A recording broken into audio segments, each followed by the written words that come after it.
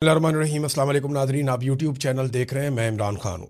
नाजरीन, जो मामला शुरू हुआ था ईरान में रिजीम चेंज ऑपरेशन करने से, वो मामला ऐसा लगता है कि ईरान में तो हुकूमत नहीं गिरी, ना हुकूमत तब्दील की जा सकी। सिर्फ आयतुल्लाह अली खामनाई को शहीद किया गया और उसके बाद उन्हीं की तरह का उनका बेटा आ गया। पहले डोनाल्ड ट्रंप ने कहा कि मुझे काबिल कबूल नहीं है, अब डोनाल्ड ट्रंप उनसे मुज़ाकरात की बात भी करता है। लेकिन मामला ये है कि जहाँ पे हुकूमत ईरान की गिराई जानी थी, जो दो हुकूमतें ये काम करने के लिए चली थी, एक अमेरिका और एक इसराइल, वो दोनों खतरे में पड़ गई। अमेरिका के अंदर डोनाल्ड ट्रंप के साथ क्या हो रहा है और इसराइल में नेतन्याहू के साथ क्या हो रहा है, ये एक बड़ी अजीबोगरीब सिचुएशन है कि इन दोनों मुल्कों ने ईरान में रजीम तब्दील करना था, लेकिन इनके अपने रजीम खतरे में आ गए हैं। सबसे पहले तो आप ये देखें कि डोनाल्ड ट्रंप के साथ क्या हुआ। रिपब्लिकन पार्टी के अंदर, जो डोनाल्ड ट्रंप की अपनी पार्टी है, और अमेरिका के मीडिया के अंदर डोनाल्ड ट्रंप की शदीद मुखालफत पैदा हो चुकी है और किसी सूरत भी डोनाल्ड ट्रंप अब इस पोजीशन में नहीं है कि मिड टर्म इलेक्शन जीत सके। और डोनाल्ड ट्रंप के ऊपर लगातार एक तलवार लटक रही है कि डोनाल्ड ट्रंप का मुहासबा किया जा सकता है। यानी डोनाल्ड ट्रंप ने यह खुद भी कहा कि मेरी इंपीचमेंट हो सकती है, और इसकी वजह सिर्फ ये जंग नहीं है, एप्स्टीन फाइल और उसके बाद बनने वाली सिचुएशन, और फिर पूरे अमेरिका को एक ऐसी जंग में धकेल देना जिससे ना सिर्फ अमेरिका को शर्मिंदगी हुई बल्कि अरबों डॉलर का नुकसान भी हो गया, और अमेरिका के अरब ममालिक के साथ ताल्लुकात और खलीजी ममालिक में अमेरिका की जड़ें वो उखड़ गई हैं, बहुत कमज़ोर हो गई हैं। ये सब कुछ डोनाल्ड ट्रंप के खाते पड़ेगा। तो हालत यह है डोनाल्ड ट्रंप की कि अब वो मुल्कों से मदद मांगते फिर रहे हैं। डोनाल्ड ट्रंप ने 5 मुल्कों से मदद मांगी। देखिए ना, एक वक्त ऐसा था कि अमेरिका किसी मुल्क से बात करता था, मदद मांगता था, तो वो बड़ा ऑनर फील करते थे।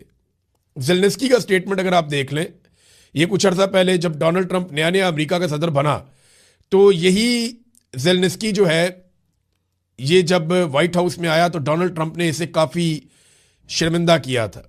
बड़ी अजीबोगरीब सूरत हाल हो गई थी।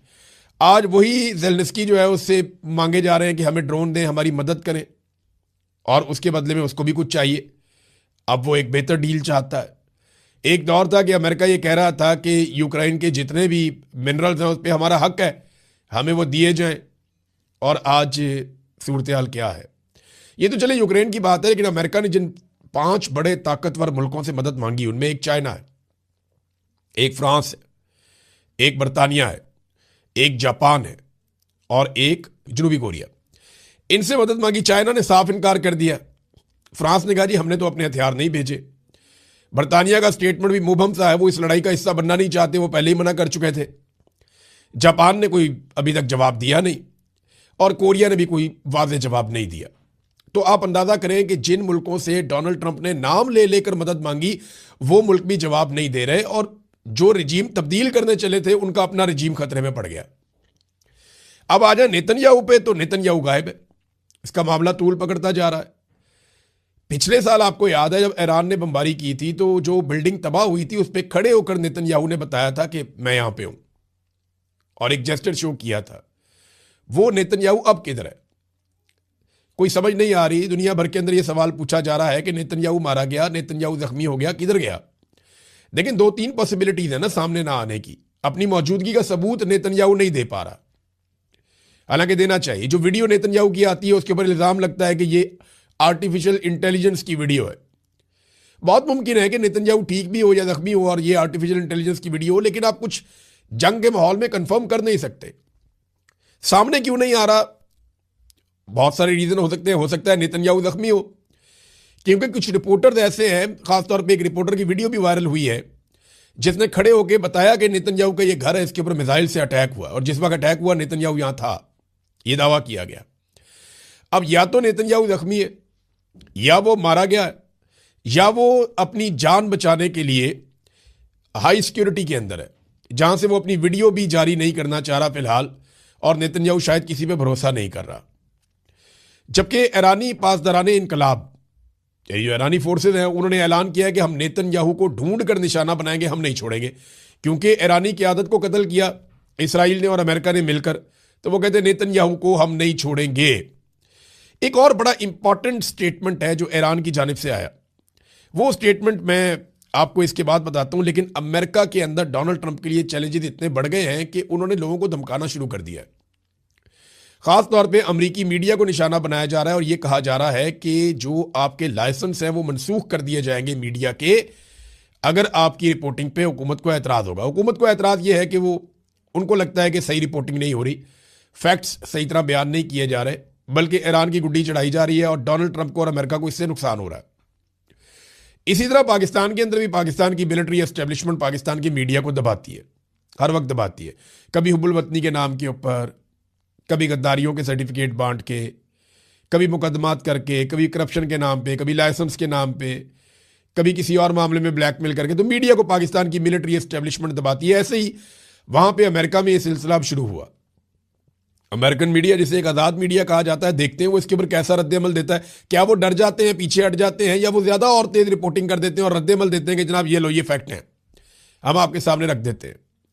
अमेरिकन मीडिया ने जो फैक्ट्स अब तक बताए हैं उनके मुताबिक अमेरिका ये जंग जीत नहीं रहा और ये सौदा अमेरिका में नहीं बिक रहा कि ये अमेरिका की जंग थी। ज़्यादातर लोग ये कहते हैं कि ये जंग अमेरिका की नहीं, बल्कि अमेरिका इस जंग में इसराइल की वजह से उतरा है। और डोनाल्ड ट्रंप के उतरने की वजह यह बताई जाती है कि डोनाल्ड ट्रंप को एप्स्टीन फाइल का खतरा था और इस खतरे ने डोनाल्ड ट्रंप को जंग में उतरने पर मजबूर किया। अब जो अमेरिकी सहाफ़ी हैं टक्कर कार्लसन, उनका एक स्टेटमेंट आया ऐसे में, उन्होंने कहा कि अमेरिकी हुकूमत मुमकिना तौर पर CIA के मुजरिमाना रेफरल के जरिए उन्हें गिरफ्तार करने की तैयारी कर रही है। रिपोर्ट्स के मुताबिक दावा किया गया है कि जो टक्कर कार्लसन है उसने जंग शुरू होने से पहले ईरानी रहनुमाओं के साथ कई मुलाकातें और राब्ते किए थे और जनाब ये कानून की खिलाफ वर्जी है। कार्लसन ये कहता है, ये वो सहाफ़ी है टक्कर कार्लसन जिसने डोनाल्ड ट्रंप से मुलाकात भी की थी जंग से पहले, और इसने डोनाल्ड ट्रंप को समझाया था कि मुझे इसकी समझ है, आप फंस जाएंगे, आप ये ना करें। डोनाल्ड ट्रंप ने इसकी बात नहीं मानी और अब जब ये उसकी मुखालफत करता है, टीवी पर बैठ के फैक्ट्स सामने लेकर आता है, इसको सुना जाता है बहुत ज़्यादा अमेरिका में, तो डोनाल्ड ट्रंप की शोहरत को नुकसान पहुंच रहा है। अब ये शख्स कहता है कि हुकूमत ने उन पर जासूसी की है, उनके पैगामात खुफिया तरीके से पढ़े हैं और अब उन्हें जिस तरह जुलियन असांज का केस था या जैसे एडवर्ड स्नोडन का केस था उस तरह से कैद करने की कोशिश की जा रही है। ये दावा किया है टक्कर कार्लसन ने। तो अमरीकी इतने परेशान है, अमरीकी हुकूमत, और हत्ता के रिपब्लिकन पार्टी के अंदर से मुखालफत शुरू हो गई है कि ये तो इसराइल की जंग थी, आपने अमेरिका को इस जंग के अंदर क्यों धकेल दिया और अमेरिका को इसका नुकसान हो रहा है। सबसे बड़ा नुकसान तो अमेरिका की जो चौधराहट है वो खतरे में पड़ गई है। अब एक तरफ मीडिया को धमकियां, एक तरफ इंटरनल प्रॉब्लम, तो ईरान का रजीम चेंज करते करते अपना रजीम फंसवा लिया। और ट्रंप की जहनी हालत कुछ इस तरह है कि ये एक ट्वीट ट्रंप का अगर आप पढ़े ना तो आपको उससे आइडिया हो जाएगा। यानी ये BBC ने इसको रिपोर्ट किया, आपको यहां से ट्रंप की इस वक्त जहनी हालत का अंदाजा हो जाएगा। उन्होंने कहा कि ईरान डील करना चाहता है लेकिन वो तैयार नहीं है। ट्रंप ने अहम ईरानी जजीरे खार्क को मुकम्मल तौर पर तबाह करने का दावा करते हुए कहा कि मजा लेने के लिए शायद हम उसे चंद बार और निशाना बनाएं, मजा लेने के लिए। यानी डोनाल्ड ट्रंप ये बता रहे हैं, सेनी कैफियत का आप अंदाजा करें कि वो बमबारी मजा लेने के लिए भी करते हैं। ये एक ऐसी कैफियत में डोनाल्ड ट्रंप आ गया जहां पे कॉन्फिडेंस नहीं रहा। अब वो लोगों को कॉन्फिडेंस देने के लिए कि हम बहुत ताकतवर हैं, हम बहुत बहादुर हैं, ये देखें हम तो शुगर लगाने के लिए भी बम मार सकते हैं। जो आदमी मजा लेने के लिए बमबारी की बात कर रहा है ना, किसी और टारगेट के अलावा, यानी थोड़े दिन पहले उन्होंने कहा जी बड़ा फन होता है, बड़ा मजा आता है जब हम जहाज़ों को डबो देते हैं, उनके बंदों समेत समंदर की गहराइयों में गर्क कर देते हैं, बड़ा मजा आता है, डोनाल्ड ट्रंप ने कहा था। फिर डोनाल्ड ट्रंप ने अब कहा कि जजीरे के ऊपर दोबारा अटैक करेंगे मजा लेने के लिए। तो फिडे मुंह उन लोगों के ऊपर जिन्होंने ऐसे शख्स को अमन के नोबेल इनाम के लिए नामजद किया। मेरी तरफ से तो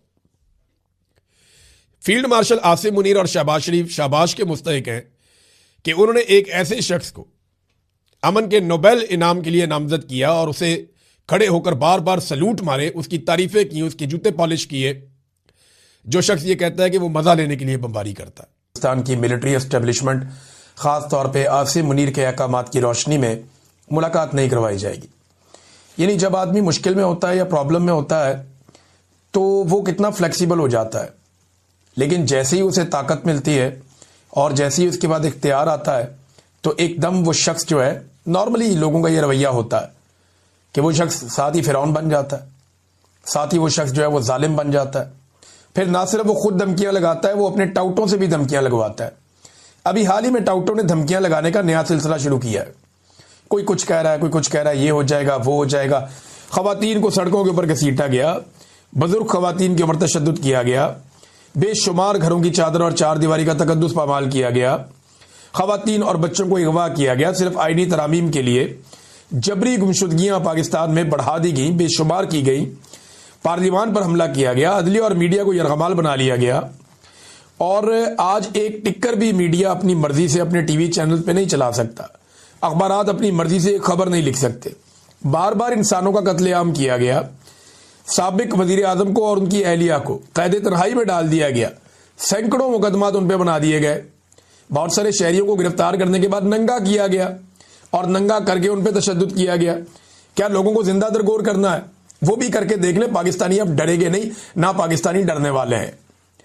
ये आज इमरान खान साहब की बहनें दोबारा जाएंगी अडियाला जेल के बाहर, क्योंकि आज मुलाकात ना करवाने का दिन है। नॉर्मली ये मुलाकात का दिन होता है अदालती अहकामात के बावजूद, और जजों को भी ना, उन्हें जजों को शर्म आ रही है, ना जजों को गैरत आ रही है, ना जजों को गुस्सा आ रहा है, ना जजों को आइन और कानून याद आ रहा है। और तीन तीन जज जो है फैसला दे रहे हैं, लिख कर दे रहे हैं कि जाओ जाके मुलाकात करो। वो जेलर वो मुलाकात ही नहीं करवाता।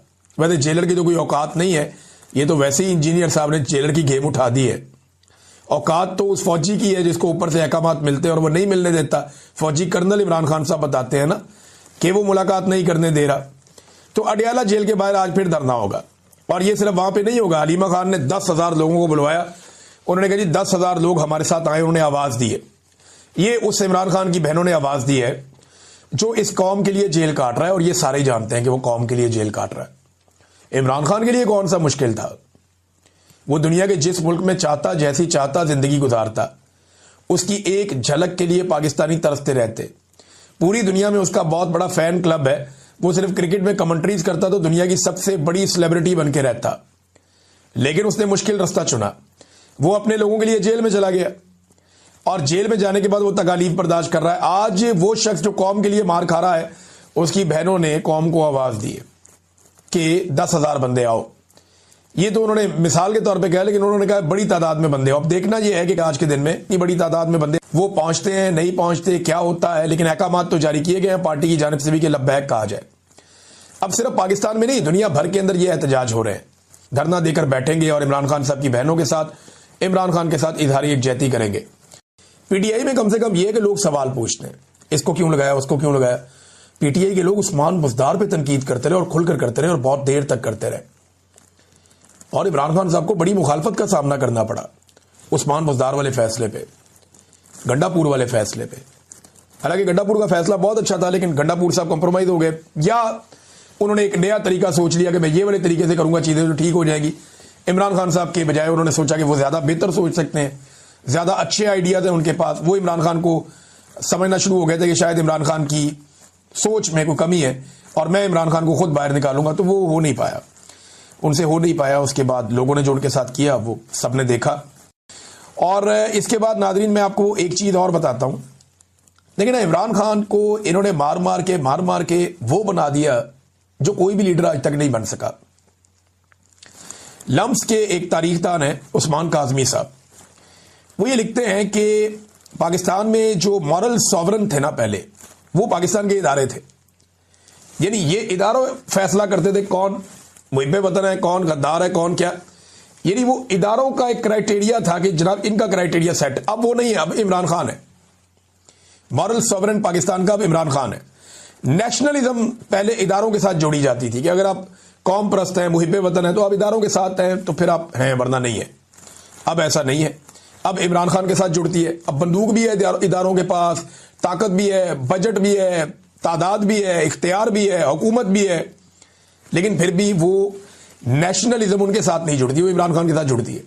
और ये रियलिटी है, अब इसको माने या ना माने, आज के दिन की रियलिटी यही है। कल क्या होगा आप नहीं जानते, लेकिन आज के दिन तक यही एक रियलिटी है। इमरान खान साहब ने महमूद अचकज़ई साहब को अगस्त में नॉमिनेट किया था, नामजद किया था अपोजिशन लीडर के तौर पे, और अयाज सादिक साहब बहुत बुरी तरह फंसे हुए क्योंकि एस्टेब्लिशमेंट एनओसी नहीं दे रही। ये हुकूमत एक भी बंदे की तैनाती नहीं कर सकती जब तक कि आसिम मुनीर साहब या उनके जर्नैल या उनकी जो टीम है वो एनओसी ना दे, तब तक कोई भी अहम बंदा अपॉइंट नहीं हो सकता। ये हुकूमत इतनी मजबूर है। अब अयाज सादिक साहब लगाना भी चाहें तो वो लगा नहीं सकते। ये एक ऐसी एग्जाम्पल बन रही है कि कल को इन लोगों ने अपोजिशन में आना है, और अगर इमरान खान इनका अपोजिशन लीडर ही ना लगाए तो फिर ये कहां जाएंगे। तो ये ऐसी मिसालें खुद कायम कर रहे हैं जो आइंदा इनके लिए मुश्किलात पैदा करेंगी, और आइंदा अगर इनके साथ ऐसा कुछ होगा तो इनके पास फिर कोई जवाब या कोई सवाल नहीं होगा जो ये कर सके। अब नाज़रीन, वज़ीर आला खैबर पख्तूनख्वा का जो दौरा होने जा रहा है सिंध का, उसके हवाले से भी कुछ डाटा आ गया है। ये दौरा किस नौइयत का है मैं आपको बता देता हूं। ये 9 जनवरी को शुरू होगा, 4 दिन का दौरा है। 9 जनवरी को सुबह 9 बजे वाली फ्लाइट है और इस्लामाबाद से कराची जाएंगे, और ये 9 बजे से 11 बजे 2 घंटे की फ्लाइट होती है। 12 बजे से 3 बजे तक इंसाफ हाउस में उनकी मुलाकातें हैं।